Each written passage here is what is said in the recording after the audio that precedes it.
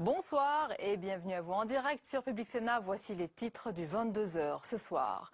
Son discours à la tribune de l'Assemblée nationale était attendu. Christiane Taubira a défendu le projet de loi sur le mariage pour tous en invoquant, je cite, un acte d'égalité et non un mariage au rabais. Un discours prononcé sous les applaudissements des bancs de la gauche. La droite, quant à elle, dénonce un simulacre de débat. Les réactions dans ce journal. PSA, Renault, Banque de France, Virgin, des centaines de salariés d'entreprises frappés par des restructurations ont convergé vers Paris pour défendre leurs emplois et exiger une loi contre les licenciements boursiers. Mais le sujet n'est pas au menu du gouvernement. Ce dernier se retranche derrière l'accord sur l'emploi, conclu le 11 janvier dernier. Le dossier des licenciements boursiers, promesse de campagne de François Hollande, semble donc enterré. Analyse ce soir de notre chroniqueur Jean-Louis Gombaud. Une majorité de Français considèrent l'islam comme une menace. Les études qui se succèdent mettent en avant une peur et parfois un rejet de cette religion, alors que la très grande majorité des musulmans en France vivent leur culte de manière apaisée. Alors pourquoi cette défiance à l'égard de la deuxième religion de France? Le contexte international et le combat contre les terroristes islamistes favorisent-ils les amalgames? C'est le débat du mardi soir. Voilà pour le programme de votre 22h. Merci d'être en notre compagnie ce soir. C'est une épine de plus dans le pied de Peugeot, Citroën, mais c'est aussi une bouffée d'oxygène. Pour les salariés du groupe, la justice ordonne la suspension du plan de restructuration en cours qui concerne, je vous le rappelle, plus de 8000 postes en France. En cause, l'absence d'information des sous-traitants de PSA concernant ce plan. Mais cette décision ne devrait pas pour autant changer le cours des choses. Et les salariés, conscients de ce court répit, poursuivent, vous l'avez vu, leur mobilisation. Même combat aujourd'hui pour les salariés de Goodyear, Sanofi et beaucoup d'autres. Les faits, c'est avec Marie Brémaud.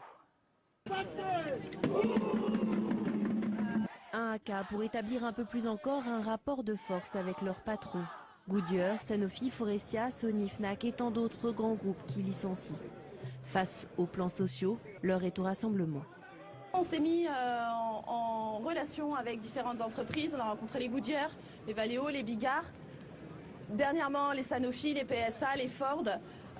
Parce que on se rend compte que c'est les salariés qui doivent prendre le pouvoir et qui doivent faire changer les choses. Les manifestants réclament une loi contre les licenciements boursiers, car ces entreprises licencient malgré d'importants bénéfices. Les moyens dont ils disposent sont colossaux et que les vrais objectifs de leur restructuration, c'est pas de sauver, soi-disant, ces multinationales de la faillite ne les menace nullement, c'est de faire encore plus de profit. Dans la petite foule de manifestants, quelques politiques d'extrême gauche. Mais les salariés ont pour beaucoup voté François Hollande il y a un peu moins d'un an. Aujourd'hui, ils expriment leur colère et leur désillusion. Entre les accords qui ont été signés il y a 10 jours et cette loi qu'il avait mis pourtant qu'il nous avait annoncé pendant sa campagne électorale, non seulement il tient pas ses promesses, mais en plus il fait signer des choses qui sont ineptes, donc qui vont déstructurer le code du travail. Oui, je ne m'y reconnais plus du tout là-dedans, mais plus du tout. Le Front de gauche déposera dans une dizaine de jours un texte interdisant les licenciements boursiers et ce au motif économique douteux. Il faudra alors au gouvernement clarifier sa position.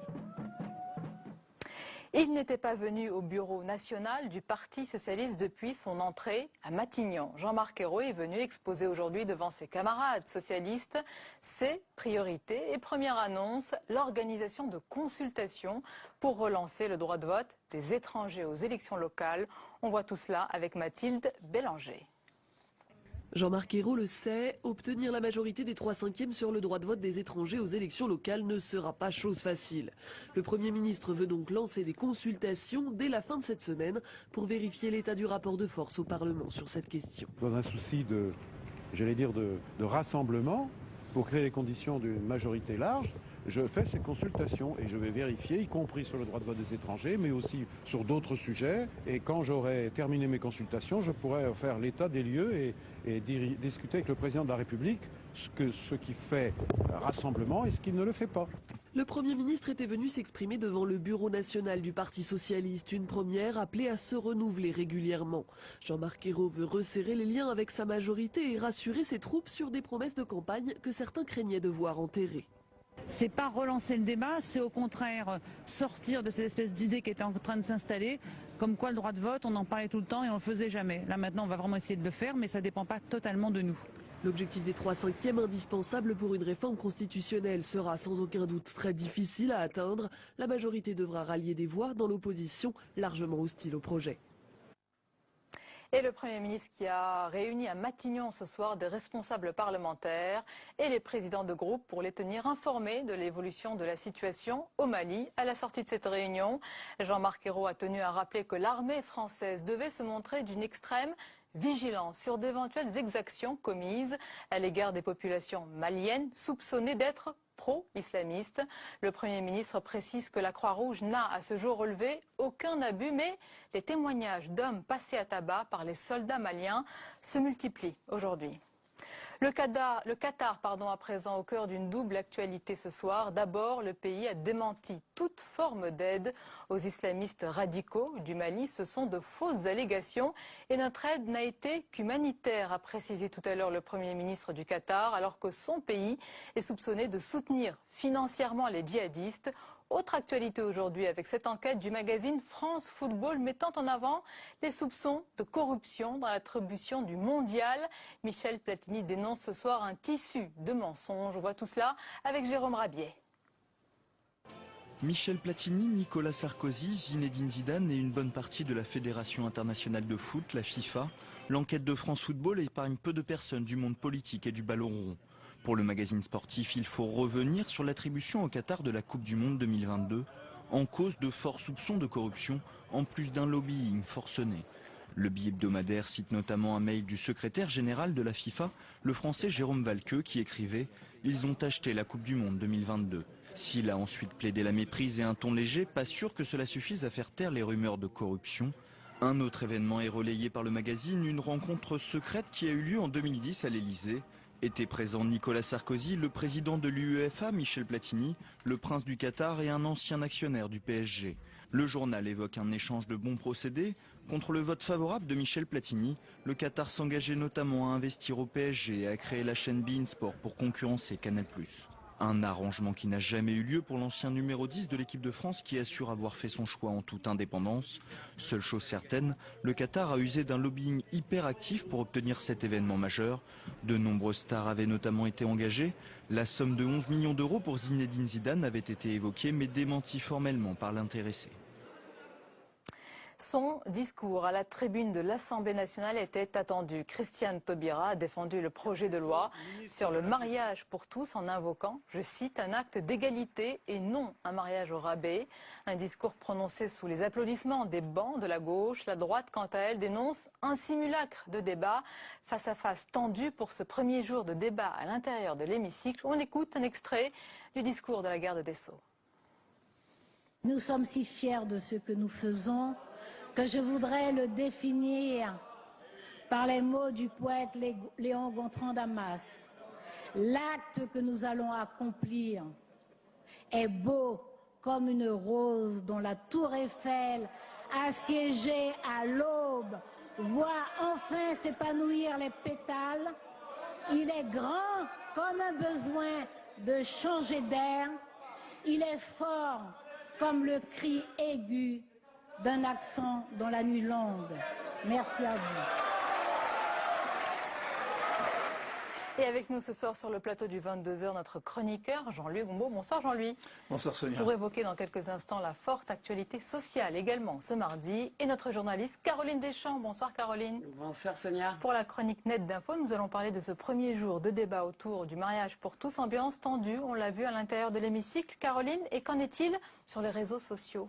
Du réel au virtuel, l'examen du projet de loi sur le mariage pour tous est largement suivi et commenté sur les réseaux sociaux, et notamment le discours de Christiane Taubira, dont on vient de voir un extrait. Bruno Jeudi, éditorialiste au JDD, tweet « Vu sa première prestation à la tribune, Taubira sera une cliente difficile à contrer pour les députés de l'opposition ». De son côté, Thomas Videur du Monde s'enflamme. Taubira est en train d'entrer dans l'histoire comme Simone Veil est entrée en novembre 1974. Et puis pour certains tweetos, c'est carrément l'extase. Le blogueur slovar gazouille d'un « Hurra Taubira », tandis que Lise Pressac tweet avec humour et en majuscule « Christiane, épouse-moi ». Caroline, et les opposants au mariage pour tous se manifestent également. Alors du côté des opposants au mariage gay, l'humeur n'est pas à la fête. Touche pas à ma famille, monte sur ses grands chevaux. La déstructuration des familles et des enfants, c'est maintenant. Frigide Barjot, la porte-parole des opposants, assiste au débat parlementaire, nous dit un tweet accompagné d'une photo où elle est en fait devant l'Assemblée nationale, entourée de caméras en répondant aux questions des journalistes. Puis Henri Guénaud a pris la parole dans l'hémicycle cet après-midi et la bataille de tweets a reprise de plus belle. Certains applaudissent quand Henri Guénaud fait valoir le million de personnes qui a manifesté dans la rue leur opposition au mariage homo. Claire Zange tweet « Enfin la vérité, merci ». Et là, c'est reparti pour la guéguerre des chiffres. Claude Posternac, communicant proche du PS, est sans appel à propos de Guénaud, je le cite, pathétique, une plume à poil.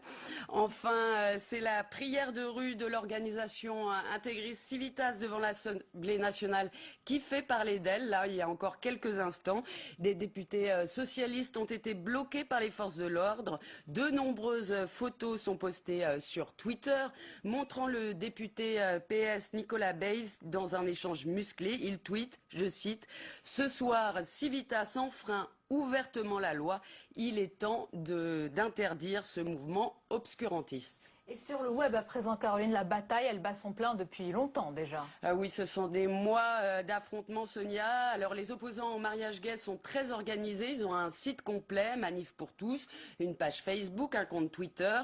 L'Église catholique n'est pas en reste avec l'abbé Grosjean qui est prêtre dans le diocèse de Versailles et qui est une véritable star sur Twitter. Du côté des pro-mariage homo, on peut dire que la présence digitale est un peu plus dispersée, mais elle est néanmoins réelle. Dimanche, lors de la manif, il y a eu plein de tweets et de photos. Et la soirée organisée par Jean-Michel Ribes au Théâtre du Rond-Point a été retransmise en direct sur Dailymotion et sur de nombreux sites d'infos comme Rue 89 ou le Nouvel Obs. Enfin, une étude du groupe SCLI nous dit analyser les tweets en fait entre septembre et janvier sur le sujet. Et ce sont les tweetos favorables au mariage gay qui l'emportent avec une majorité de tweets positifs pour le mariage pour tous. Une chose est sûre, Sonia, le gong de fin de match n'a pas encore retenti sur le net. Et donc on aura l'occasion d'en reparler avec vous. Merci beaucoup, Caroline. L'actualité, c'est aussi aujourd'hui la mobilisation sociale des salariés de PSA, Renault, Sanofi, Banque de France, Virgin et d'autres. Des centaines de salariés d'entreprises frappés par des restructurations ont convergé vers Paris pour défendre leurs emplois et exiger une loi contre les licenciements boursiers. On en parle avec Jean-Louis Gombaud. Jean-Louis, ce sont deux actualités importantes, celles dont nous venons de parler avec Caroline. Le mariage pour tous, l'actualité sociale, mais pour une majorité de Français, le social reste la priorité? Effectivement, parce qu'aujourd'hui, dans l'hémicycle, vous avez le début d'un débat sur un dossier très lourd, qui est ce fameux mariage homosexuel, et puis les dossiers peut-être encore plus lourds qui se développent dans la rue et dans les entreprises. Alors on commence par l'automobile, avec aujourd'hui la décision de la Cour d'appel de Paris de suspendre le plan social de PSA, Peugeot Citroën. Ça ne change rien sur le fond, ça se terminera comme le dit le plan social, seulement ça rallonge les délais alors que le gouvernement aurait souhaité certainement tourner la page rapidement sur ce dossier. Deuxième dossier dans l'automobile, c'est Renault. Aujourd'hui, c'était la 8e rencontre entre la direction et les syndicats pour leur proposer un pacte de compétitivité. Il y a eu de très nombreux arrêts de travail dans les sites Renault dans toute la France parce que ce plan est effectivement très dur. 15% de baisse des effectifs, plus 6% du temps de travail, gel des salaires, tout ceci pour augmenter la compétitivité des automobiles Renault produites en France. On ne sait pas comment tout cela va se terminer. Quelle sera la réaction des syndicats si jamais ils rejetaient ce plan? La réaction également de la direction si jamais les syndicats le rejetaient. On parle de 2 fermetures d'entreprises. Ensuite, les défilés, effectivement, pour demander cette loi sur l'interdiction des licenciements boursiers, on sait que le gouvernement va l'enterrer parce qu'on ne sait pas très bien définir ce qu'est un licenciement boursier. Jeudi, il y a la grève des fonctionnaires qui disent mais enfin il n'y a pas de changement. Monsieur Sarkozy nous avait imposé un gel des salaires. Or ce gel du point de base des salaires continuera en 2013 et sans doute 2014 et 2015. Et donc on ne voit pas où est le changement. Et en plus il y a toujours des compressions d'effectifs pour compenser les augmentations d'embauche dans l'éducation. Donc vous voyez, il y a un certain nombre de dossiers qui se développent et qui posent un certain nombre de problèmes au gouvernement. Vous me dites, Jean-Louis, que pour les licenciements boursiers, apparemment, ça semble être enterré, mais est-ce que sur d'autres points, eh bien, les salariés peuvent être entendus par l'exécutif? Ça me semble difficile. Sur l'automobile, déjà, le gouvernement a dit que le plan social et le pacte de compétitivité de Renault, le plan social de Peugeot, étaient pour lui acceptables. Donc on ne voit pas reconduire. Madame Lebranchu, ce matin même, nous a dit qu'il n'était pas question, vu les contraintes budgétaires, d'augmenter, de dégeler les salaires comme le demandent les syndicats.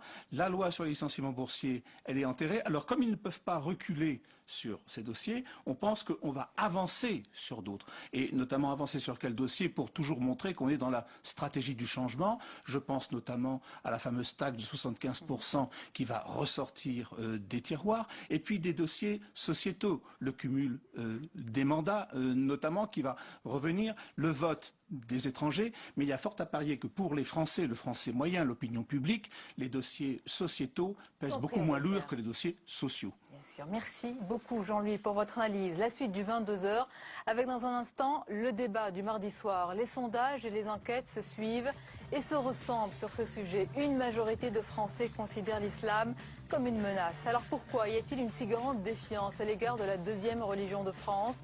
Le débat, c'est juste après le tour de l'info. Il est préparé ce soir par Sophie Normand.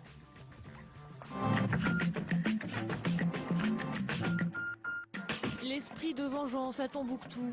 Au lendemain de l'entrée dans la ville des soldats français et maliens, des centaines de personnes ont attaqué plusieurs magasins.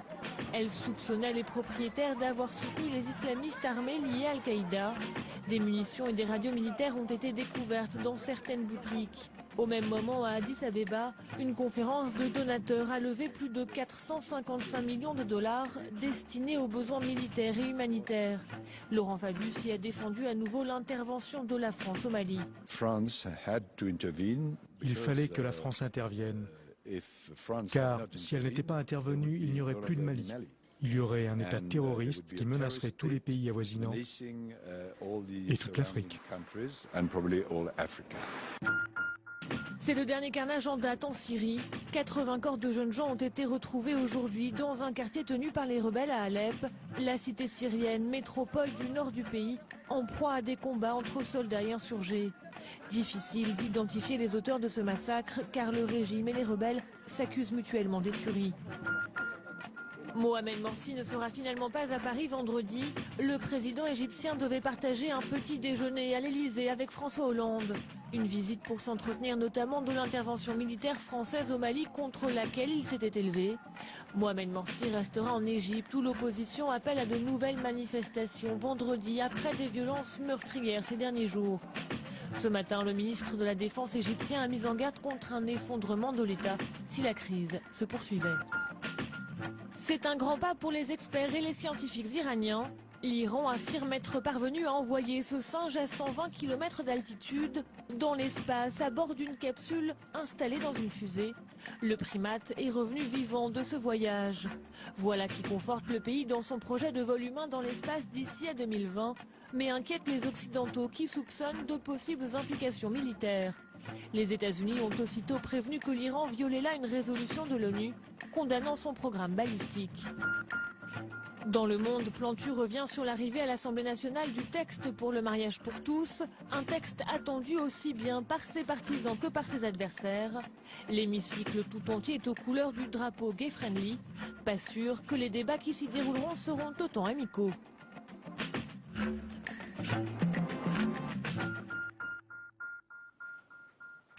Entre les amalgames, le contexte international et parfois, il faut bien le dire, les raccourcis politiques, l'islam suscite de nombreuses peurs en France. La communauté musulmane dans l'Hexagone est la plus importante d'Europe. Pourquoi cette religion inspire-t-elle tant de craintes? On en parle dans un instant avec nos invités. Mais d'abord, notre journaliste Flora Sauvage est allée à la mosquée de Cergy recueillir les réactions sur place. Regardez. Bismillahirrahmanirrahim. Tahar Mahdi est l'imam de la mosquée de Cergy. Après 10 ans d'attente, la mosquée a finalement vu le jour en juillet 2012. Ici, on pratique un islam apaisé où toutes les communautés musulmanes de la ville sont représentées. Moi, je pense que la France est une chance pour l'islam, et l'islam est une chance pour la France également. Il faut que les musulmans, au lieu de tomber dans la victimisation, travailler, aller de l'avant, réussir à l'école. Un discours positif pour cet imam qui conçoit sa mosquée comme un lieu ouvert sur le quartier, face à un sondage Ipsos paru récemment qui montre que 74% des Français considèrent l'islam comme une religion intolérante. Il met en avant la méconnaissance et la mauvaise image de l'islam donnée par les djihadistes de par le monde. Ça ne m'effraie pas, moi, ce sondage. Mais il faut vraiment travailler pour qu'il y ait beaucoup de contacts. Il faut inviter nos concitoyens à venir dans les mosquées comme faisait le prophète au temps de Najran. D'une capacité de 1500 places, la mosquée de Cergy accueille aussi un salon de thé, des salles de cours et bientôt un centre culturel. Au départ, il a fallu dialoguer avec les habitants du quartier qui étaient réticents. Évidemment, il y a eu quelques inquiétudes au niveau de la population parce qu'ils ne connaissent pas du tout les mosquées. Et nous avons fait une communication pour dire à toute la population cergissoise et cergissois, pour les informer d'abord de la construction de la mosquée. Si la mosquée de Cergy a pu voir le jour, c'est grâce à Dominique Lefebvre, l'ancien maire de la ville, pour qui l'islam à ciel ouvert est un antidote contre l'intégrisme. Si on veut éviter ces radicalisations, je crois qu'il faut faire ce qu'on fait tout en étant absolument intransigeant avec toute forme d'intégrisme islamiste. Et je crois que c'est ce que nous avons réussi à faire. Et pour permettre la création de cette mosquée qui a coûté 3,7 millions d'euros, la mairie a garanti à hauteur de 50% l'emprunt de 2,5 millions d'euros contracté par les responsables musulmans. Le reste est assuré par les dons des fidèles. Et nos invités ce soir, je vous les présente avec plaisir. Rodon Vallée, bonsoir. Bonsoir. Et bienvenue, vous êtes spécialiste des religions, auteur prolifique sur ce sujet. Avec nous également Yvan Rioufol. Bonsoir, Yvan. Vous êtes essayiste et journaliste au Figaro. Vous êtes aussi l'auteur d'éditos parfois au vitriol sur l'islam et surtout l'islam radical. Merci d'être avec nous. Également présente ce soir la vice-présidente du Sénat, Barry Zakari. Bonsoir. Bonsoir. Et bienvenue. Sylvain Crépon est avec nous également. Bonsoir. Bonsoir. Vous êtes sociologue et chercheur spécialiste de l'extrême droite. Alors messieurs, madame, ces enquêtes et sondages qui mettent en avant les craintes des Français interviennent dans un contexte international particulier que l'on ne peut pas ignorer. La France est en guerre contre les terroristes, les djihadistes, on parle aussi d'islamistes. Barry Zakari, est-ce qu'il y a un risque d'amalgame, de confusion dans l'esprit de certains? Écoutez, d'abord, je dois dire que je salue le fait que la communication qui concerne notre intervention au Mali, l'exécutif ne parle que de terroristes. Et je pense qu'il faut absolument couper la référence à l'islam, parce que dire salafiste, djihadiste, islamiste, c'est faux. Il faut simplement les appeler les terroristes, parce que quand on coupe la référence à l'islam, ils ne sont que des criminels, que des terroristes et que des gens qui vendent de la drogue, des violeurs, etc. Tout ce qu'on veut comme qualificatif. Mais on ne peut pas dire à partir de tout ce qu'on fait, tout ce qui a été fait par ces gens-là, se rattacher à un quelconque monothéisme, c'est impossible. Donc, la communication, moi je pense qu'elle est la bonne. Le fait qu'il y ait un sondage en même temps qui dit que 74% des Français ont une méfiance vis-à-vis de l'islam, etc. Je pense que ça tient beaucoup à la communication Sarkozy-Buisson. Et si, avec un clin d'œil, je dirais peut-être que se rajoutent les éditoriaux et les écrits de M. Rufol sur la question, puisque nous avons passé une séquence sur l'identité nationale, sur la création de ce fameux ministère, sur le débat du même nom, sur les discussions exotiques, sur la viande halal. Alors, ce serait l'axe Rufol, Sarkozy-Buisson. Voilà, l'axe Rufol, Sarkozy-Buisson. Yvan Rufol, d'abord, le gouvernement prend, vous l'avez dit, Barry Zakari, des strictes précautions sémantiques. François Hollande ne parle pas d'islamisme et de groupes terroristes. Est-ce que cela vous semble pertinent? Je pense que vous n'aidez pas justement à faire la différence que vous avez bien voulu faire en me présentant entre islam et islam radical. Car si je critique l'islam radical, je respecte l'islam. Or là, à ne pas vouloir dire l'évidence, à savoir que cette guerre est une guerre contre l'islamisme et non pas une guerre contre l'islam, vous amalgamez vous-même cette confusion dans les esprits. Je pense que c'est vous qui l'alimentez. si vous voulez. Mais en l'occurrence, on a bien vu, il suffit de voir les télévisions pour voir qu'à Tombouctou, c'est bien une ville qui était sous le régime de la charia. On en a vu les panneaux qui étaient à l'entrée de la ville, qui vient d'être libérée sous les hurrahs des femmes qui ont enlevé leur voile. Donc appelez ça peut-être du terrorisme, moi j'appelle ça de l'islamisme et du djihadisme. Et je pense que vous avez... l'utilisation de l'étendard de l'islam par des terroristes. Écoutez, arrêtez les sophismes. Le vrai problème de l'islam, il est dû justement à ces discours-là qui sont des discours de déni de réalité. Les Français ne sont pas aveugles, ils voient bien qu'il y a d'un côté des musulmans qui vivent leur religion dans le respect de leur intimité, et ils sont éminemment respectables, et il y a une idéologie qui veut subvertir le domaine public, et sur laquelle vous ne voulez pas apporter de critiques, sauf en injuriant, vous ne l'avez pas fait, mais enfin, sauf en nous traitant d'islamophobes ou je ne sais quoi. Est-ce qu'il est nécessaire de faire ce distinguo entre la religion musulmane et son instrumentalisation à des fins politiques, voire criminelles? Aucune religion n'a le monopole de la guerre ni le secret de la paix. Si vous lisez le psaume 136 dans la Bible, 137 pour les protestants, il est écrit « Babylone, je broierai la tête de tes bébés contre l'Europe ». C'est pas très sympa. Si vous regardez les croisades, la première, on a massacré des musulmans à Jérusalem, et la quatrième, on a massacré des chrétiens à Constantinople. Ça ne veut pas dire que ni les juifs ni les chrétiens sont tous violents, pas du tout. Si vous regardez dire que toutes les religions monothéistes ont eu un moment où... Et pas seulement monothéistes. Si vous voyez les bouddhistes zen au Japon, ils étaient impérialistes japonais entre les deux guerres. Et si vous regardez les sourates du Coran, il y en a qui disent soyez indulgents avec les adversaires et d'autres qui disent soyez impitoyables. Donc aucune religion n'est toute pure là-dedans. Ce qu'il y a de certain, c'est que depuis le 11 septembre 2001, il y a un regain de l'islamisme violent. C'est une petite minorité de musulmans, mais bien organisée et qui fait beaucoup de dégâts. Mais l'immense majorité des musulmans français sont pacifiques. Et je pense qu'au Mali, c'est le cas de l'immense majorité des musulmans, sans oublier la minorité chrétienne du Mali. Mais il est exact qu'il y a des islamistes violents, fanatiques au Mali. C'est pour ça que la France est intervenue et à mon avis, elle ne pouvait pas faire autrement. Et les musulmans devraient s'en désolidariser, si je puis me permettre, madame. C'est pas ce que vous venez de démontrer. Non, complètement. Les solidarités absurdes, ça n'est pas mon lot. Alors qu'attendez-vous pour vous désolidariser de ce qui se passe là-bas, plutôt que de dire qu'il ne se passe rien? Non, j'ai pas dit qu'il ne se passait rien. Si, vous avez dit que c'était des terroristes. Donc vous prenez les gens qui vous écoutent pour des imbéciles. Ce n'est pas possible. Sylvain Crépon, l'islam aussi, puisque toute autre religion est un sujet politique. Pourquoi cette religion a une propension justement particulière à devenir politique et à être utilisée, en tous les cas évoquée par les responsables politiques? Je pense qu'il y a plusieurs raisons. Il y a d'abord une raison qui a été évoquée par Odo Vallée, c'est-à-dire un contexte international depuis le 11 septembre, des attentats, qui fait que lorsqu'on parle de l'islam, effectivement, il y a une minorité, mais qui est très fortement agissante, très bien organisée, qui arrive à faire parler d'elle de cette manière. Mais d'autre part, on a vu également des ramifications sur le sol national. C'est peut-être ça qui est le plus inquiétant et qui cristallise le plus les peurs, les rejets des Français et cette sorte d'inquiétude face à l'islam, et qui peut donner des sondages tels que celui qui a été fait par Ipsos, que vous avez cité tout à l'heure. Mais il faut quand même... Il y en a beaucoup, on va préciser aux téléspectateurs qu'il y a eu un sondage récemment, mais j'ai vu sur 5 sondages, les derniers sondages, ils traduisent la même crainte, donc c'est pas nouveau. Oui, non, c'est pas nouveau, mais vous avez par exemple d'autres sondages qui donnent d'autres chiffres. Par exemple, il y a un sondage qui a été fait par la CNDCH, la Commission nationale consultative des droits de l'homme, qui par exemple en 2011 établissait que pour 74% des Français, les musulmans français étaient des Français comme les autres.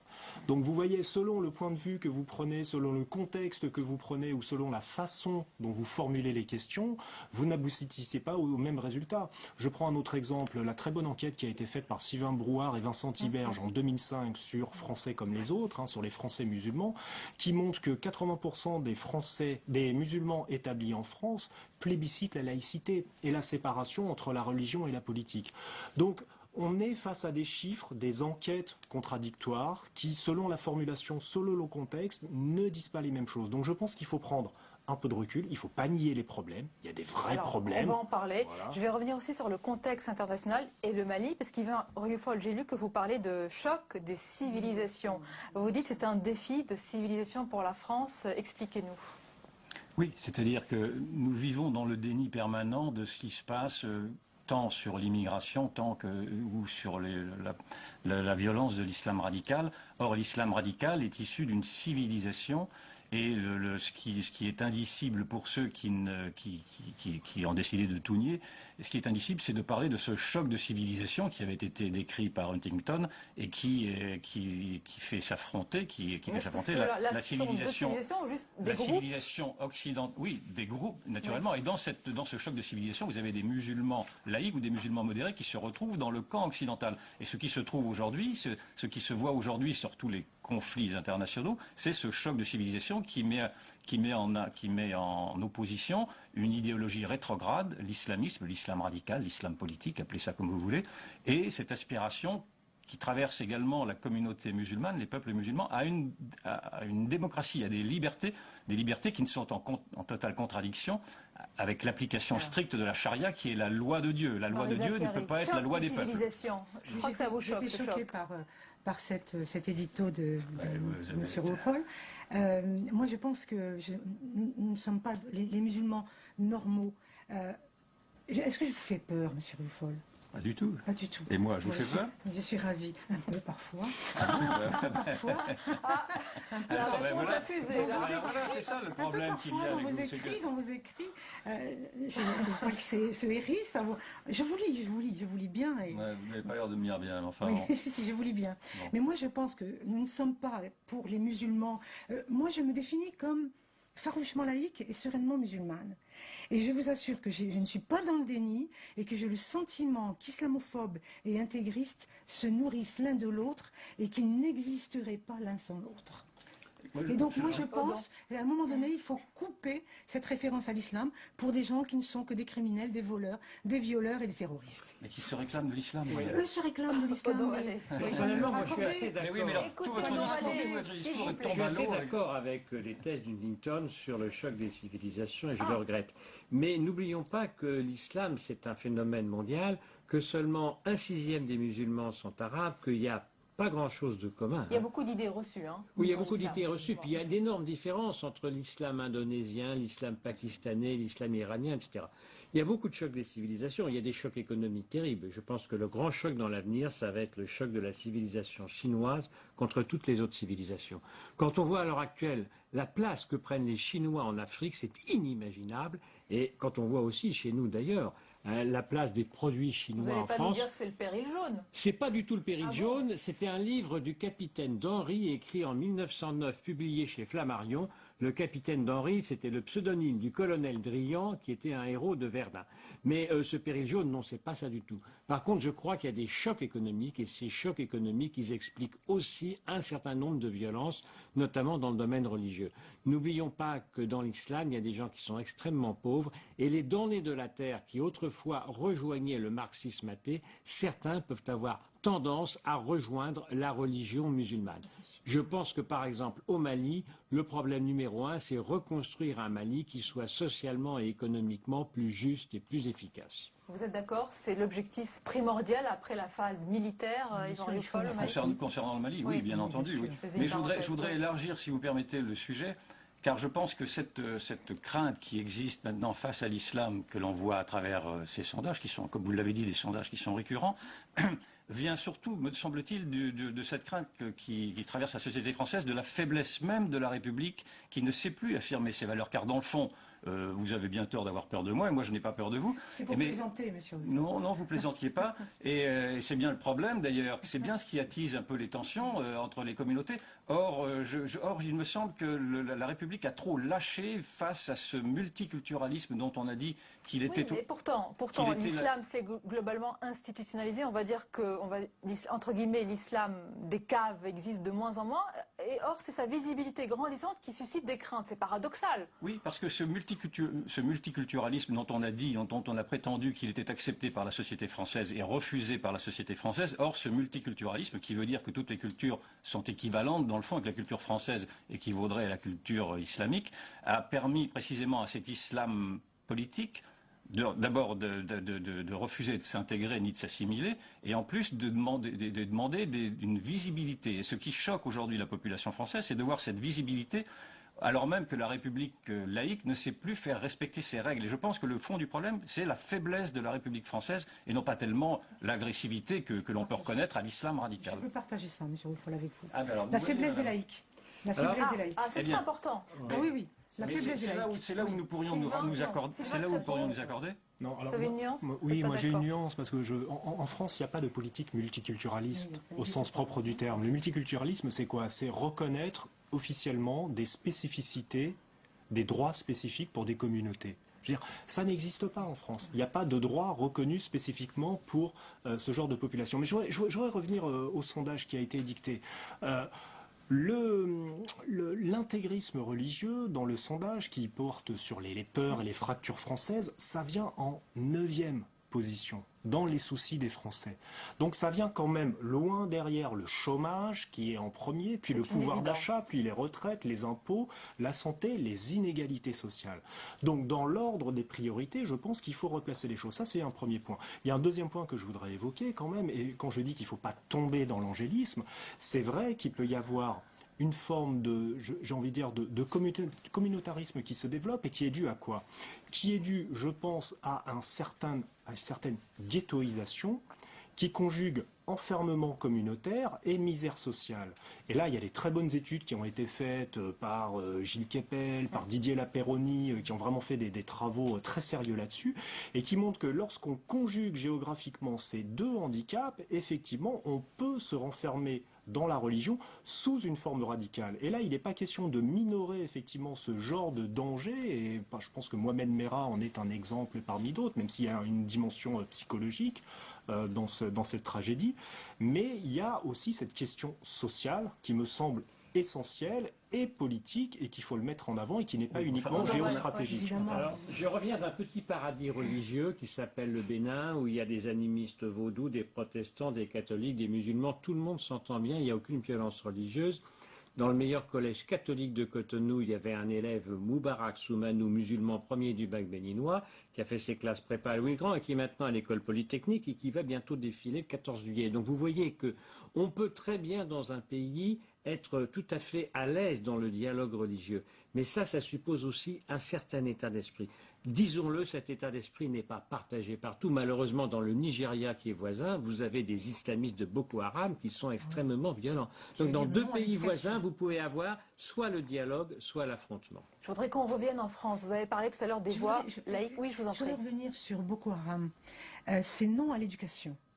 Comment ces gens-là peuvent se prétendre des musulmans alors que la plupart des versets du Coran poussent à l'apprentissage, poussent à la connaissance, et qu'il y a un célèbre verset qui dit, le premier des mots c'est « lit ». Comment on peut se prétendre musulman quand on a un nom qui veut dire non à l'éducation? C'est pas possible, c'est juste pas possible. Retour en France, Yvan Rieufol, vous avez parlé tout à l'heure des voix laïques. Est-ce que l'islam en France, est-ce que le problème de l'islam en France, c'est de ne pas avoir une seule voix?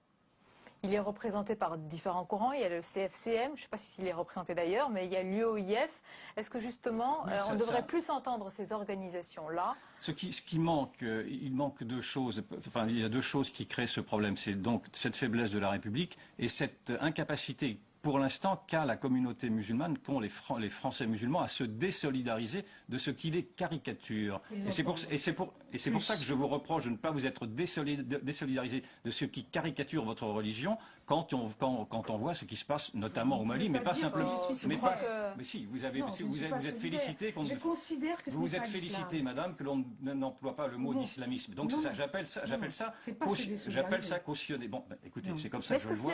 Est-ce que ça ne permet pas d'éviter des amalgames? Excusez-moi, tout le monde n'est pas peut-être aussi cultivé que vous, Yvan Rieufol. C'est quand on dit islamiste font tout de suite une confusion. Absolument, c'est précisément pour cela. Il y a un amalgame épouvantable pour l'instant entre l'islam et l'islamisme parce que les musulmans ne cherchent pas, ne se désolidarisent pas publiquement de ce qui les caricature. Et donc je pense qu'il faudrait aussi que la communauté musulmane fasse un effort pour faire comprendre à la communauté nationale qu'elle est avec elle.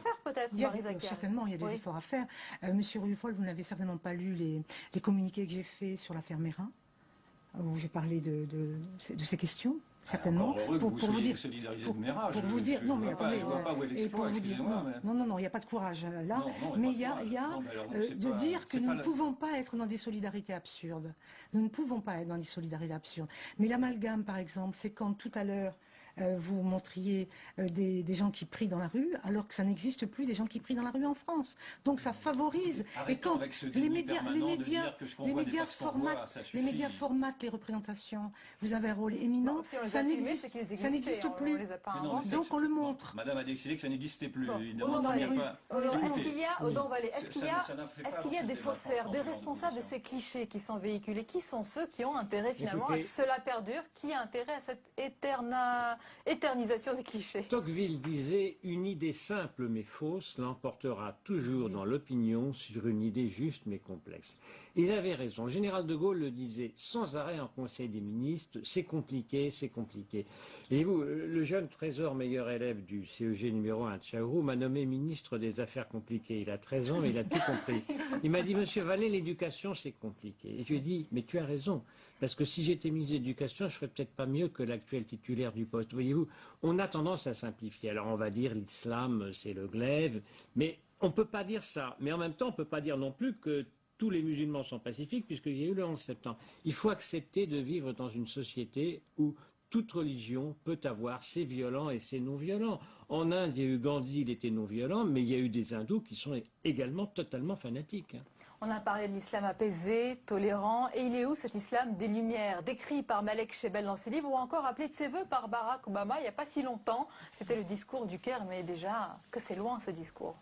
Oui, on l'attend, bien entendu. Moi, j'ai participé après cette tuerie perpétrée par Mohamed Merah à une contre-manifestation organisée par l'imam Chalgoumi à Paris pour dénoncer justement cet obscurantisme-là. Nous n'étions pas 50. Je ne vous y ai pas vu. Et donc, on attend cet islam des Lumières qui est représenté effectivement notamment par cet islam, par cet imam remarquable, et qui est d'ailleurs stipendié par toute sa communauté. Enfin bref. Et encore une fois, cet islam des Lumières existe naturellement. Il a produit des merveilles, de manière artistiquement. Donc il y a cette flamme-là. Mais elle ne se voit pas pour l'instant, elle n'est pas révélée, en tout cas je ne la vois pas, ni chez vous, ni chez vous. Écoutez, on ne leur tend pas le micro. Mais bien sûr que si, mais ça, là vous avez un micro par exemple, et vous avez dit, me semble-t-il, des incongruités concernant cette... Pas du tout, monsieur, je ne vous permets pas de dire ça. Des avis, le débat est toujours délicat. Des avis qui divergent, mais je trouve ça tout à fait un peu de respect quand même. Chacun son point de vue, il va le faire. L'islam des Lumières, il a surtout été littéraire, philosophique, à l'époque de Bagdad, la grande époque de Bagdad, mais aussi en Andalousie, bon, il y a 1000 ans. Aujourd'hui, l'islam des Lumières, il est surtout scientifique. Il faut dire que les Arabes ont inventé l'algèbre. Mais si vous regardez dans nos grandes écoles, il est frappant de voir le nombre de matheux, de physiciens qui sont issus du Maroc, de Tunisie, d'Algérie, ça commence. Je pense qu'il y a énormément en ce moment de science dans les pays musulmans. On le voit aussi, par exemple, il y a des petits élèves de l'IX musulmans qui donnent des cours de maths en ce moment à Louis-le-Grand, mais aussi dans des lycées du 9-3. Donc je pense que c'est un islam du savoir, de la science. Quand vous regardez au Maroc le nombre d'ingénieurs des ponts et chaussées, des mines, etc., c'est incroyable. Eh bien, on va finir sur ces beaux exemples. Merci beaucoup. Il faut dire peut-être que l'islam véritable a beaucoup à donner à la paix.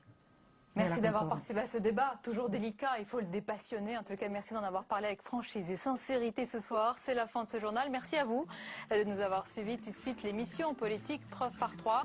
Je vous souhaite une douce soirée. À demain, avec plaisir.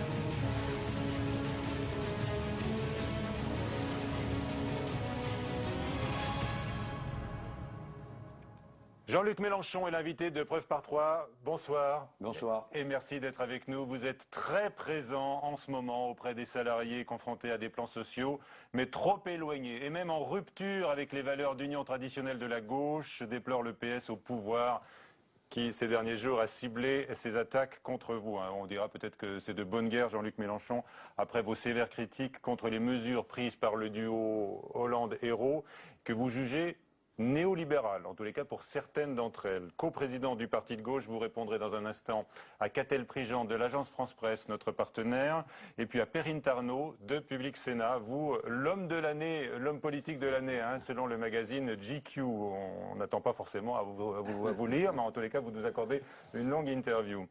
Je le disais donc, PSA, Goodyear, Virgin, Sanofi, la liste est encore longue, la liste des plans sociaux s'allonge dans notre pays. La justice aujourd'hui a suspendu le plan de restructuration de Peugeot Citroën pour manque d'information des syndicats du personnel. C'est pour vous une victoire? C'est disons oui, un point d'acquis pour les travailleurs, mais dans tous les cas que vous venez de lister, je vois un point commun qui n'est pas du tout compris par le gouvernement. D'abord, j'énonce le point commun. À chaque fois, nous sommes victimes de la financiarisation de l'économie. C'est-à-dire, à chaque fois, vous avez derrière, ou au premier plan, un fonds d'investissement qui liquide de l'emploi, non pas parce que l'entreprise travaille à perte, mais parce qu'elle n'est pas assez profitable. C'est-à-dire qu'ils estiment que le taux de profit n'est pas suffisant.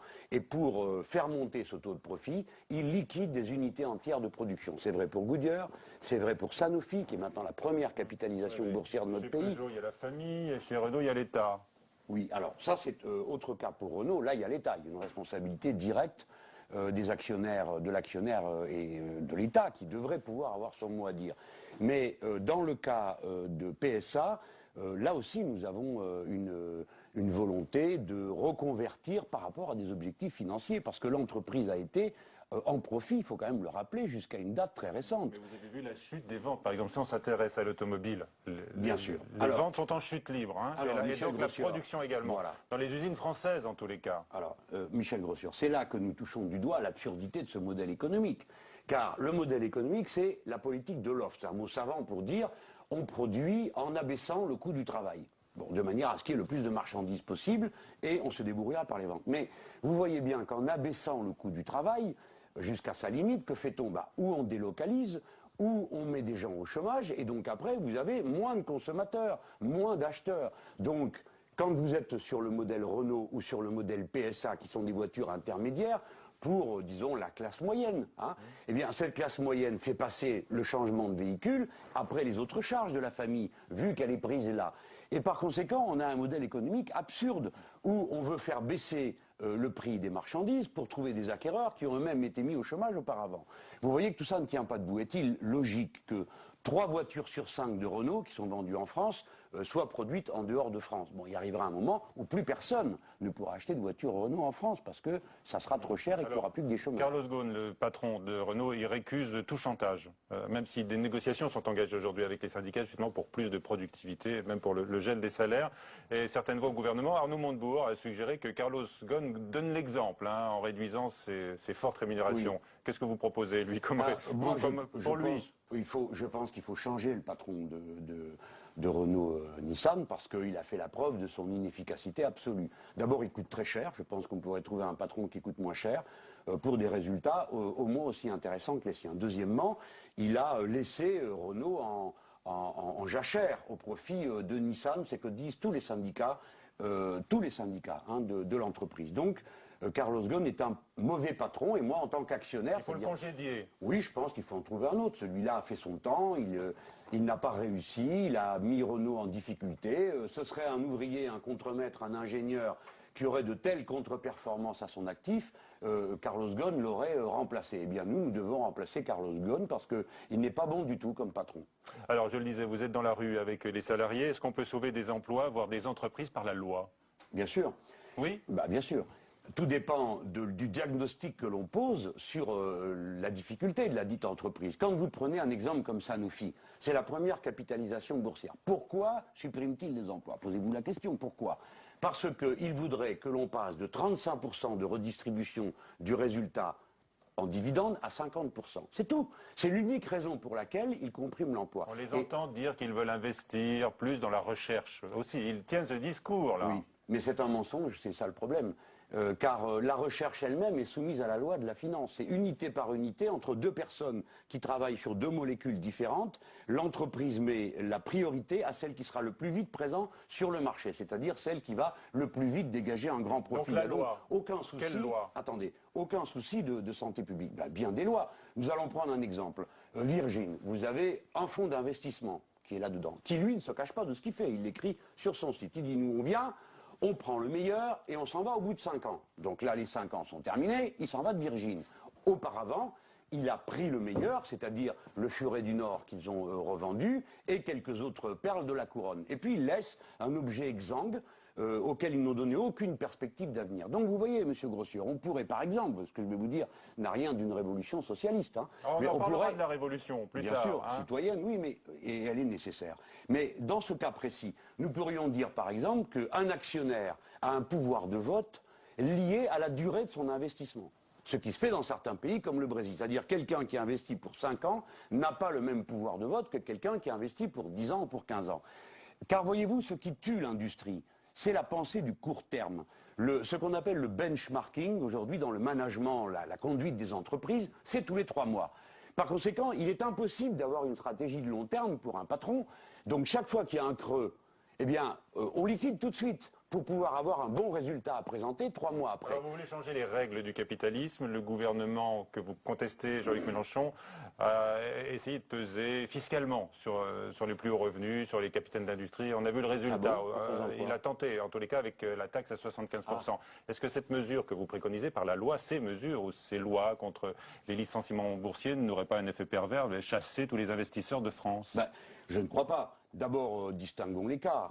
Là, il s'agit d'une taxe que le gouvernement a imaginée, qui était provisoire, bricolée, montée n'importe comment. C'est au point qu'on se demande, ils n'ont pas fait exprès, d'inventer quelque chose qui ne passerait pas le cap du Conseil constitutionnel. Moi, je n'ai jamais, vous savez, le premier jour où ils ont annoncé ça, j'ai dit qu'il n'y avait pas un seul système fiscal au monde où on passe de la dernière tranche de l'impôt 45 à la suivante 75. Donc moi, je suis pour lisser sur 14 tranches et pas une taxe. Maintenant, venons sur ce que vous dites. Sur la loi, oui. Vous dites la loi pourrait contrarier, faire peur, etc. Oui, elle ferait peur.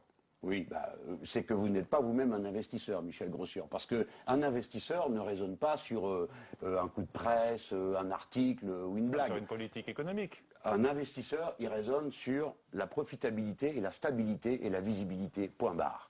Donc, si vous garantissez un revenu, mettons 5-6%, c'est énorme dans l'industrie, mais que c'est du béton armé, dans toutes les circonstances, eh ben vous aurez des dizaines de portefeuilles dans le monde qui diront ah ben je prends de l'action française ou je prends du titre français parce que c'est stable et c'est du béton. Alors, la loi, vous dites la loi. Laurent Berger, le nouveau leader de la CFDT, considère lui que la meilleure façon de lutter contre les licenciements boursiers, c'est-à-dire non justifiés économiquement, c'est ce que vous dites, ça n'est pas la loi, mais c'est l'accord récent sur la sécurisation de l'emploi qu'il a signé avec le patronat et 2 autres syndicats. Donc là, il y a deux visions. Oui, ça n'est pas mon avis, mais je ne veux pas avoir de polémique avec la CFDT. Je vous réponds franchement. Êtes en désaccord, oui, mais Michel Grossier, je vous réponds franchement, pour pas que vous ayez l'impression que je tourne autour du pot.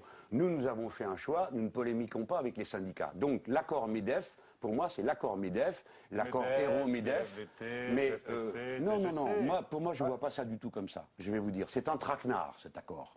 Car c'est le gouvernement qui a convoqué cette conférence. Ce n'est pas les syndicats qui l'ont prévu avec les patronats. Le gouvernement a dit, venez discuter de ça, et si vous ne vous accordez pas, je ferai une loi. Il aurait dû dire ce qu'il mettait dans la loi, parce que ça aurait au moins aidé la partie ouvrière à négocier dans de meilleures conditions. Et à la fin, donc, le MEDEF, en quelque sorte, sous la pression, obtient un accord qui dans 4 mois serait un accord illégal. Même pas 4 mois, 2 mois. Pourquoi? Parce que la loi... Il va avoir force de loi demain. Ah, mais attendez, c'est pas fait. Mais déjà, entendez mon argument. Oui. Si nous étions au mois d'avril, la nouvelle loi sur la représentativité s'appliquerait et la signature qui a été donnée au MEDEF ne vaudrait rien. Car les 2 syndicats qui sont majoritaires, dans tous les cas, une fois qu'ils sont ensemble, FO et la CGT, ne l'ont pas signé. Si vous y agitez Sud Solidaire, vous avez un front syndical extrêmement large qui représente plus de la majorité des salariés. Dans ces conditions, au mois d'avril, cet accord aurait été directement à la poubelle parce qu'il n'aurait pas eu le nombre de voix suffisantes pour être validé. Enfin, son contenu est terrible pour les entreprises, car l'illusion aurait pu durer. Pour les entreprises ou pour les salariés? Pour les entreprises elles-mêmes, parce que qu'est-ce qu'une entreprise gagne à voir son salariat être déstabilisé, vivre dans la peur du lendemain, être maltraité, puisque vous savez que cet accord prévoit que si dans l'entreprise on s'accorde sur le sujet, on peut réduire le salaire, on peut augmenter le temps de travail et que l'ouvrier... Les mauvaises périodes. Hein. Mais on peut les passer de bien des manières, par exemple... Et là, sans perdre son emploi. Ouais, ben ça, monsieur, c'est ce qu'ils disent au début, parce que chez Conti... Non, mais il y a, monsieur Grossior, vous seriez le premier à dire que si une entreprise qui a passé un tel accord ne voit pas ses comptes se redresser, puisqu'elle prétend que c'est à cause de la dégradation de ses comptes, qu'elle menace ses ouvriers, le pistolet sur la tempe, et elle leur dit êtes-vous d'accord pour faire un accord compétitivité? Mais si la même entreprise, au bout de quelques mois de fonctionnement, n'améliore pas ses performances, qu'est-ce qui se passe? Est-ce que vous avez, vous, monsieur Grossior, le pouvoir dans la loi d'aller contre la propriété privée des moyens de production qui peut décider de fermer la boîte ou de la vendre, comme ça s'est passé chez Conti? Ça n'est pas prévu dans la loi. Ah ben non, en effet. Et chez Conti, c'était pas prévu. Donc les travailleurs ont augmenté leur temps de travail, réduit leur paye, et au bout de 2 ans, on leur a fermé la boîte. Donc c'est un accord de dupe à mes yeux, et surtout, monsieur Grossior, puisque là nous parlons sur la chaîne Sénat, où donc on s'intéresse à la loi et à sa force. Vous attendez que les parlementaires de gauche corrigent le texte? Évidemment. Le devoir des parlementaires de gauche. Moi, lorsque j'étais sénateur, je l'ai toujours dit, un législateur n'est pas une caisse enregistreuse. Il doit discuter au nom de la société. C'est pas la consigne passée par le PS à ses élus. Hein. Le PS fait bien ce qu'il veut, il ne sera pas obéi, car en tout cas pas par nous, parce que nous présenterons des amendements. Les groupes du Front de gauche à l'Assemblée nationale et au Sénat présenteront des amendements et le débat aura lieu. Et je connais beaucoup de socialistes, et j'ajoute beaucoup d'élus Europe Écologie Les Verts, ils ont voté sur ce thème, qui sont décidés à avoir le débat. On va voir dans un instant si vous essayez d'installer un nouveau front contre le gouvernement, même si les écologistes, je le rappelle, sont quand même au gouvernement. Jean-Luc Mélenchon, je note que Marine Le Pen, elle l'a déclaré, a pour ambition de prendre la tête justement de la contestation contre cet accord sur le marché du travail, la sécurisation de l'emploi. Décidément, vous vous retrouvez toujours face à face. Hein, oui, elle est là, elle défend la France des invisibles, elle revendique. Oui, je sais, c'est un emprunt continuel à mon vocabulaire et tout ça, mais bon, elle avance masquée. Madame Le Pen n'est pas l'amie des travailleurs, parce que je vais vous dire une chose, si elle l'était, elle commencerait par aider les syndicats. Or, elle est anti-syndicat. Elle les dénonce comme une mafia pourrie, corrompue. Heureusement que nous avons des syndicats qui défendent les intérêts des travailleurs et pas Madame Le Pen. Par conséquent, si Madame Le Pen a décidé aujourd'hui d'être collectiviste et de pousser à une loi contre l'interdiction des licenciements boursiers, l'amnistie des syndicalistes qu'elle déteste, etc., on s'en plaindra pas. Mais je crois que c'est pas ça qu'elle a l'intention de faire. Elle a l'intention de duper, d'enfumer, de mystifier, comme l'ont fait avant, dans le passé, toujours les mouvements d'extrême droite. Qu'est-ce que vous voulez? Ils peuvent quand même pas venir simplement en disant du mal des Arabes. C'est une partie d'un électorat que vous partagez même. Bah, on se le dispute, on se le partage pas. Oui, on se le dispute, bien sûr. Eux, ils ont intérêt à se donner bonne mine parmi les travailleurs, mais j'espère que les travailleurs, qui sont des citoyens comme les autres, qui réfléchissent, vont se rendre compte que Madame Le Pen n'est pas leur amie, c'est leur ennemi. Madame Le Pen, c'est l'amie des patrons. Alors, Jean-Luc Mélenchon, je le disais, le Parti socialiste ne goûte guère vos attaques contre une orientation néolibérale que vous condamnez. Elle met la pression en ce moment sur votre partenaire communiste. C'est l'un des aspects que l'on va aborder avec Catel Prigent de l'agence France Presse, qui arrive dans un instant. Mais d'abord le point donc sur ces échanges entre anciens camarades et même entre anciens trotskistes. Ah oui, je pense à Cambadélis. On voit ça avec... C'est-à-dire que moi j'ai été trotskiste 3 ans et lui 20 ans. C'est une différence d'ancienneté qui se ressent d'ailleurs à l'oreille. Vous lui répondrez dans un instant. Mais d'abord, on fait le point avec lui. C'est un brave ami qui fait ce qu'il peut pour reprendre le terrain perdu. Fabrice Cunet d'abord, avant notre concert de l'AFP. Que se passe-t-il? Place du colonel Fabien. La question agite gouvernement et parti socialiste. Le PC, allié historique, joue la carte de la rupture. Une minorité représentée dans ce front de gauche par le parti de gauche ne peut pas éliminer, effacer d'un revers de la main cette histoire commune. En tous les cas, nous ferons tout en sorte pour que la porte reste bien évidemment ouverte et qu'encore une fois, ce soit la gauche, mais la gauche unie qui l'emporte et pas une gauche divisée comme est en train de le faire Jean-Luc Mélenchon. Une minorité dicterait la ligne du front de gauche. Pourtant, ce lundi matin, la coordination nationale parle d'une seule voix au moment de mettre la dernière touche au texte stratégique. Un texte qui doit donner le ton des prochaines semaines. Bien sûr qu'il y a des débats, on est 9 partis, donc vous imaginez bien qu'il y a des débats.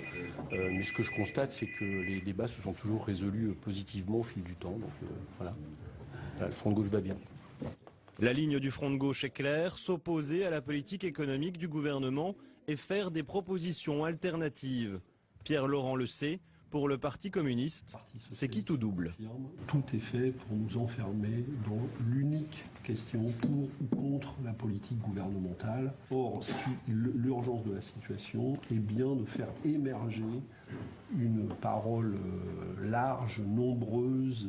Si nous n'y parvenons pas, la situation peut évoluer de manière très défavorable. Si nous y parvenons, il peut se passer des choses intéressantes. Le Front de gauche a un atout, c'est parlementaire. Ce mardi matin, députés et sénateurs se retrouvent à l'Assemblée nationale. Et pas question d'évoquer des tensions vis-à-vis de la ligne politique dictée par Jean-Luc Mélenchon.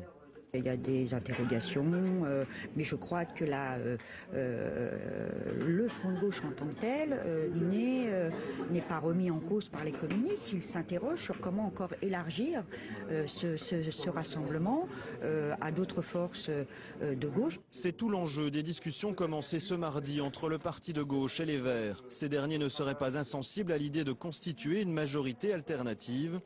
Alors simple pression sur le gouvernement et le PS ou véritable rapprochement, ils ont quelques mois avant de choisir leur camp.